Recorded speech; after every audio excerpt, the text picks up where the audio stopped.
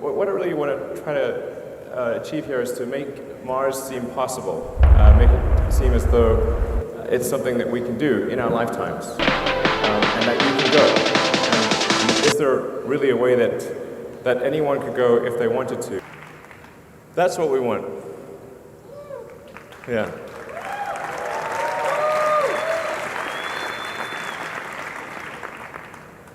So how do we figure out how to take you to Mars? Elon Musk is founder, CEO, and lead designer of SpaceX. Elon founded SpaceX in 2002 with the goal of revolutionizing space technology and ultimately enabling humans to become a multiplanetary species. Please join me in welcoming Elon Musk. I mean, first of all, why go anywhere, right? I think there are really two fundamental paths. History is going to bifurcate along two directions. One path is we stay on Earth forever. The alternative is to become a spacefaring civilization and a multi-planet species, which I hope you would agree that is the right way to go. Yes?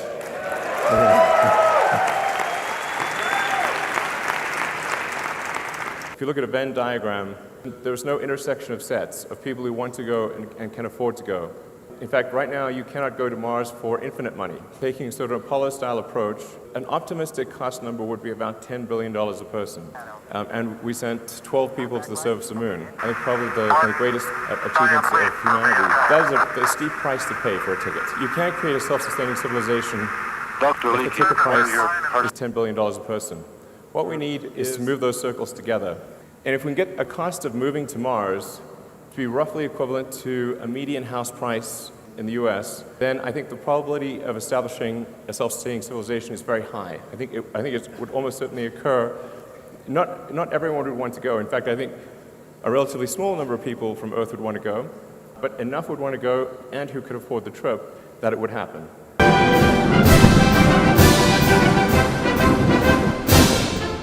This is not easy.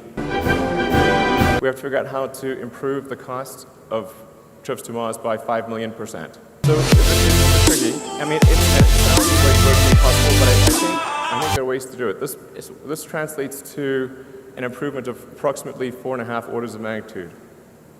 These are the key elements that are needed in order to achieve the 4.5 order of magnitude improvement. Most of the improvement would come from full reusability, somewhere between 2 and 2.5 orders of magnitude. And then the other 2 orders of magnitude would come from refilling in orbit, propellant production on Mars, and choosing the right propellant. Full reusability is really the super hard one. Reusability for even an orbital system, and that challenge becomes even substantially greater for a system that has to go to another planet. The difference between reusability and expendability in aircraft, and this you could actually use any form of transport. You could say a car, bicycle, horse. If they were single use, almost no one would use them. It would be too expensive. With frequent flights, if it was single use, you'd have to pay $500,000 per flight. But you can actually buy a ticket on Southwest right now from LA to Vegas for $43, including taxes. So talk about some of the key elements of the interplanetary spaceship and rocket booster. We decided to start off the development with what we think are probably the two most difficult elements of the design. One is the Raptor engine, this is going to be the highest chamber pressure engine of any kind ever built, and probably the highest thrust to weight. Is really a scaled-up version of the Falcon 9 booster. You'll see a lot of similarities, such as the grid fins, obviously clustering a lot of engines at the base. Quite enormous. We're talking about a liftoff thrust of 13,000 tons. So it'll be quite tectonic when it takes off. But it does fit on Pad 39A. Which NASA's been kind enough to allow us to use, where because they somewhat oversized the pad in doing Saturn V, and as a result, we can actually do a much larger vehicle on that same launch pad.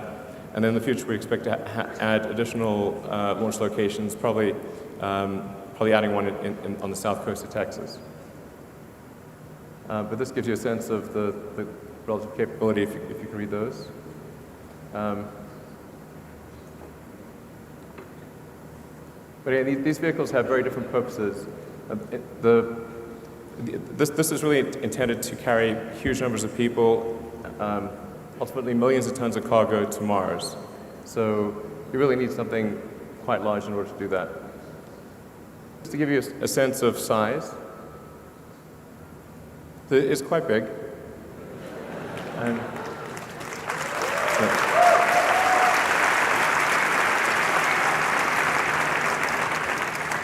I mean, the funny thing is, I think in the long term, the ships will be even bigger than this. I think that this will be relatively small compared to the Mars interplanetary ships of the future.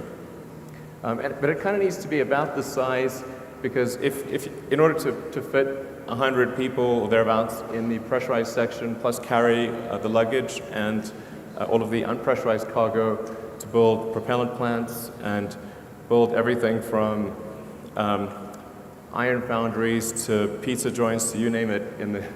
We need to carry a lot of cargo. Not an artist's impression. These the simulation was actually made from the SpaceX engineering CAD models.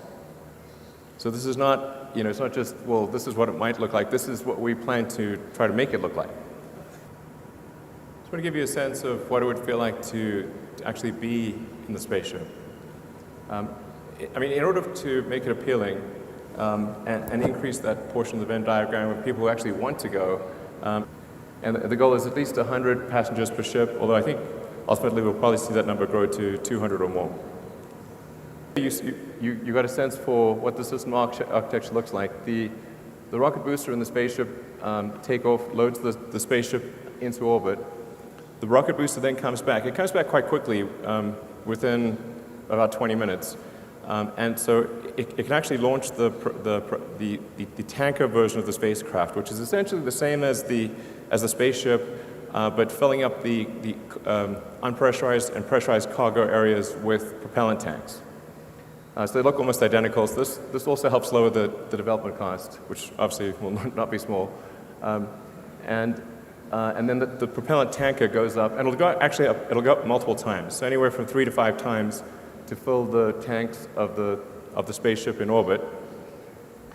And then once the tanks are full, the cargo has been transferred, and we reach the Mars rendezvous timing, which, as mentioned, is roughly every 26 months. That's when the ship would depart. Now, over time, Earth-Mars rendezvous only occurs every 26 months. So you get to use the spaceship part roughly every 2 years. Now, you get to use the booster and the tanker as frequently as you'd like.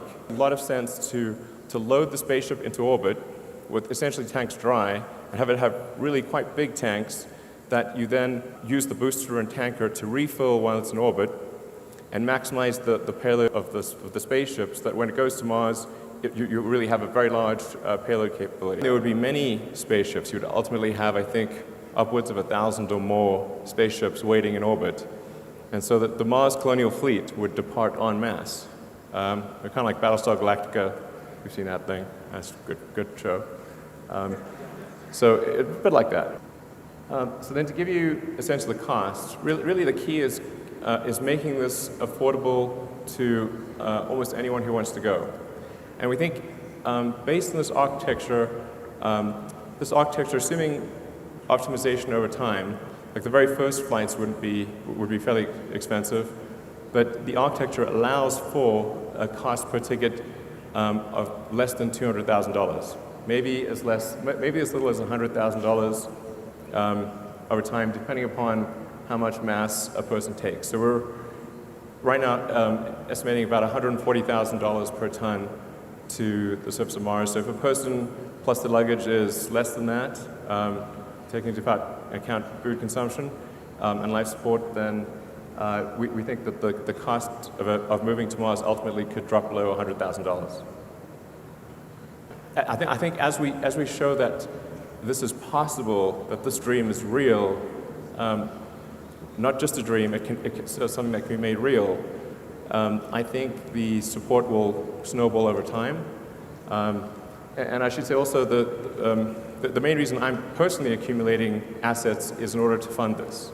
So I really don't have any other motivation for personally accumulating assets except to be able to make the biggest contribution I can to making life multiplanetary.